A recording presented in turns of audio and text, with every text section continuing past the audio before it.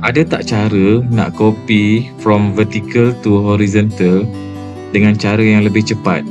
Bukan satu-satu macam ni. So jawapan dia ada. Ada je. Korang tengok je tutorial ni. First kali, select semua data, tekan Ctrl G,